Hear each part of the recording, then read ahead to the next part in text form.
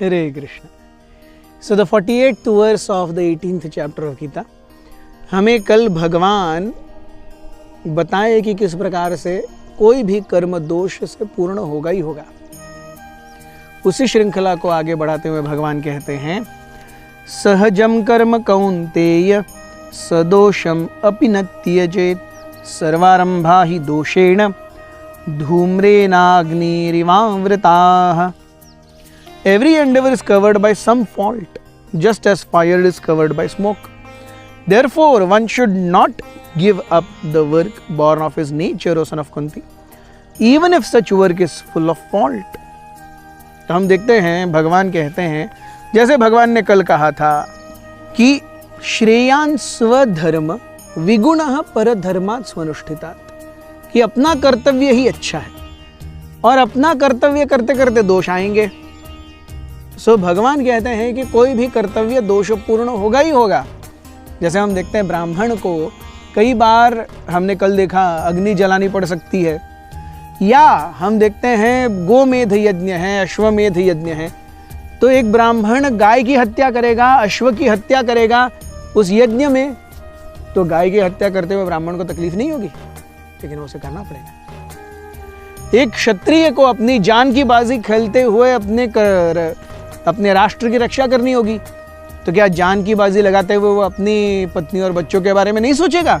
सोचेगा, लेकिन वो उसे करना पड़ेगा। एक वैश्य को प्रॉफिट कई बार झूठ बोल करके कम दिखाना पड़ेगा, तभी वो बिजनेस में टिक सकता है। ये दोष है। एक वैश्य है, एक शूद्र है, उसका स्वामी इतना अच्छा क्यों ना हो, लेकिन उसे अपनी धर्मपरायणता के साथ उसकी सेवा करनी चाहिए, इवन इफ द स्वामी is not so nice. So हमारे कर्तव्य सदोषपूर्ण है, तो उसमें से जो कुछ भी आता रहेगा हमें उसे सहन करना होगा, और हम ये कर भी रहे हैं। आज हर एक व्यक्ति जो ऑफिस में जाता है वो अपने बॉस से थोड़ा तो परेशान है, वो अपने सबऑर्डिनेट से जैसे चाहिए वैसे काम नहीं करा सकता, तो इसलिए वो ऑफिस छोड़ देता है क्या? नहीं, उसका उधर निर्वाह है ना। तो जैसे व्यक्ति जब ऑफिस जाता है तो बॉस से गाली सुनता है, सबऑर्डिनेट से कभी कभी ना सुनता है, लेकिन अल्टीमेटली पेचेक के लिए वो काम करता है। सो जब मैं ऑफिस जाता हूं तो मुझे बॉस की गाली और सबऑर्डिनेट्स का कभी कभी न सुनना, you will have to keep it aside and see that ultimately it is giving you a paycheque. उसी प्रकार से हर दोष, हर कार्य दोष के साथ में ही होगा, तो उस दोष को निकालने के बाद जो एक्चुअल कर्म बचता है, कर्म है और दोष है, दोष को निकाल दीजिए, जो कर्म है वो हमारी शुद्धि के लिए अनिवार्य है। जैसे यहाँ पे बताते हैं कि धूम्रेण अग्नि इवावृताः, अग्नि है वो धुएं से आच्छादित होती है, तो धुएं से आच्छादित है इसलिए अग्नि धुआं करती है, इसलिए अग्नि जरूरी नहीं है क्या? अग्नि जरूरी है। अगर अग्नि नहीं रहेगी तो कुकिंग कैसे होगा? तो अगर स्त्री घर की बोलेगी अरे ये चूल्हा तो बहुत धुआं करता है, मैं अग्नि जलाऊंगी नहीं, ऐसा चलेगा क्या? नहीं, धुएं को बाजू में रख दीजिए, वो जो अग्नि की दाहकता है, उसका तेज है, वो जरूरी है, वो लेना ही पड़ेगा। सो धुएं को बाजू में रखिए, अग्नि लीजिए। उसी प्रकार कर्म और दोष, दोषों को बाजू में रखिए, कर्मों को देखिए, यही तो है जीवन की सफलता का राज। सो हम देखते हैं एक महान व्यक्ति हमेशा दूसरों के दोषों को नहीं देखता, गुणों को देखता है, और छोटे से छोटा गुण देख करके भी उसे फैन करके बड़ा बनाता है। श्रील प्रभुपाद जी ने अमेरिका में यही किया।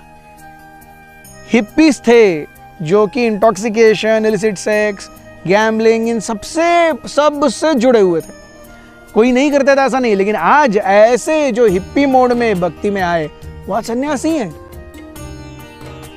तो क्या हिप्पी होते हुए भक्ति में आना ये सदोष नहीं था?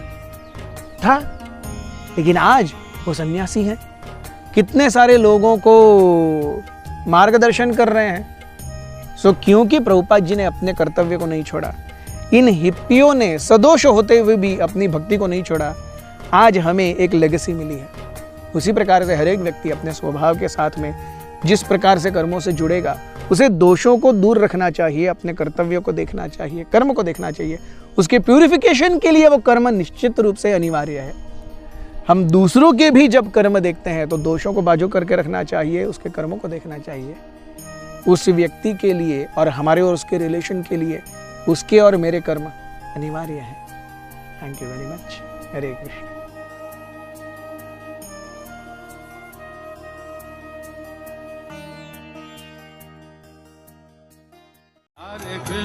Hare Krishna, Krishna Krishna, Hare Hare, Hare Rama,